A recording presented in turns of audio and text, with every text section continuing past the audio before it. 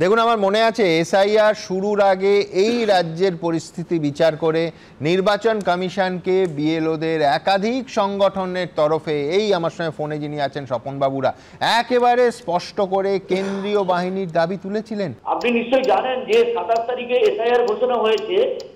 যেদিন সন্ধ্যেবেলা ঘোষণা হয় সেদিন দুপুরবেলায় আমরা ডেপুটেশন দিতে গিয়েছিলাম এবং আমাদের প্রধান দাবি ছিল যে আমাদের রাজ্যের যা পরিস্থিতি, সেই পরিস্থিতিতে এসআইআর করতে গেলে বিএলওদের নিরাপত্তা, তাদের সিকিউরিটি দেওয়াটা অত্যন্ত গুরুত্বপূর্ণ একটা পদক্ষেপ বলে আমরা মনে করি এবং সেটাতে নির্বাচন কমিশনকে এবং সিও দপ্তরকে নিশ্চিত করতে হবে। আমরা এমনকি কেন্দ্রীয় বাহিনীর দাবিও করেছিলাম। আজকেও নিশ্চয়ই খবরে দেখেছেন যে একজন বিএলও অসুস্থ হয়ে পড়েছেন এবং বেশ কয়েকজন বিএলও এখন অসুস্থ হয়ে হাসপাতালে ভর্তি আছেন। আমাদের রাজ্যে অনেক বিএলও মারাও গেছেন। এখন প্রশ্নটা হচ্ছে কি, দেখুন, যে কেউ কেউ বলছেন যে কাজের চাপ নেই। হয়তো এটা ঘটনা যে কাজটা প্রায় শেষের দিকে চলে এসছে, আর মাত্র হাতে 2 দিন আছে, আজকের রাত, আগামীকাল এবং 11 তারিখ রাত 12টা পর্যন্ত যা কাজ শেষের মধ্যে করে দিতে হবে। কিন্তু প্রশ্নটা হচ্ছে অন্য জায়গায়, যে এসআইআরটা যখন শুরু হয়েছিল, বিএলও অ্যাপটা যখন খোলা হয়েছিল, তখন মাত্র 3টে অপশন দিয়ে খোলা হয়েছিল, আর এখন যখন শেষ হচ্ছে তখন কিন্তু 9টা অপশন দিয়ে। তার মানে এর থেকে প্রমাণিত হয় যে নির্বাচন কমিশন কিন্তু প্রস্তুত ছিল না। এসআইআর করতে গেলে কিরকম পরিস্থিতি হয় বা কিরকম পরিস্থিতি হতে পারে সেই ব্যাপারে তাদের ধারণা ছিল না। না হলে এইভাবে দিনের পর দিন আমরা দাবি করে গেছি যে এই ধরনের জিনিসগুলো থাকা দরকার ছিল, আপনারা সেগুলো প্রস্তুতি নেননি। অবশেষে আমাদের দাবি মেনে কিন্তু একটার পর একটা অপশন এলো। যেমন প্রথমটা বলি আমি, যে তথ্য যে আপলোড করা হচ্ছে সেখানে হয়তো অনেক সময় অনিচ্ছাকৃত ভুল হয়ে যাচ্ছে, আবার কোথাও চাপের মাথায় বিএলওরা ভুল তথ্য আপলোড করতে বাধ্য হচ্ছেন। তিনি যে বাড়িতে গিয়ে সেটাকে এডিট করে দেবেন সেই অপশনটা ছিল না।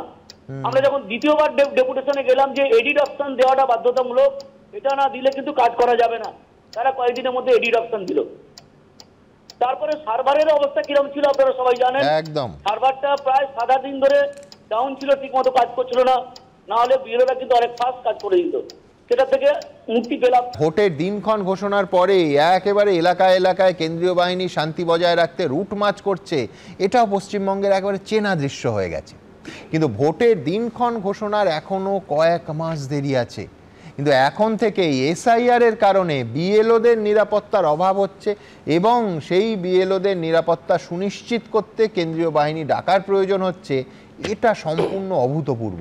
সবথেকে বড় কথা, বিএলওদের সুরক্ষার জন্য কেন্দ্রীয় বাহিনীকে ডাকার কথা বিবেচনা করছে জাতীয় নির্বাচন কমিশন এবং সুপ্রিম কোর্টে সেটা নির্বাচন কমিশন জানাচ্ছে।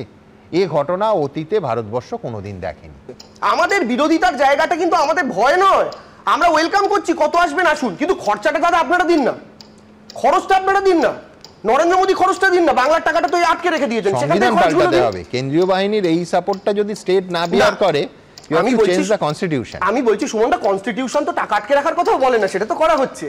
কনস্টিটিউশন তো লোকের পেটে লাথি মেরে টাকাটা আটকে রেখে দিচ্ছেন, যেটা সুপ্রিম কোর্ট থেকে থাপ্পড় মারার পর আবার বড় বড় নথি পাঠাতে হচ্ছে। তো সেক্ষেত্রে সুপ্রিম কোর্টের থাপ্পড় খাচ্ছে যখন, পাবলিকের থাপ্পড় খাওয়ার আগে 1 টাকা নিজে থেকে করে দিন না। আরে বাংলা একটা ইলেকশন, একটা সেন্ট্রাল ফোর্সে 300-400 কোটি টাকা দিয়ে দিন। ইলেকশন কমিশন আজকে এসআইআর করছে বাংলার মাটিতে, কোনো অসুবিধা নেই। কিন্তু আপনি আমার একটা কথা বলুন, রাজ্যর থেকে এখনো পর্যন্ত কোন প্রবলেমটা ইলেকশন কমিশন এক্সট্রা ফেস করেছে যে কারণে আজকে কেন্দ্রীয় বাহিনী ডাকার কথা বলতে হচ্ছে, যে কেন্দ্রীয় বাহিনী অন্য কোনো স্টেটে ডাকতে বলা হচ্ছে না? আজকে কেন্দ্রীয় বাহিনী ডেকে কি হবে?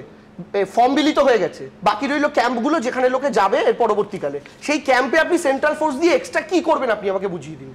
এবিপি আনন্দ, এগিয়ে থাকে, এগিয়ে রাখে।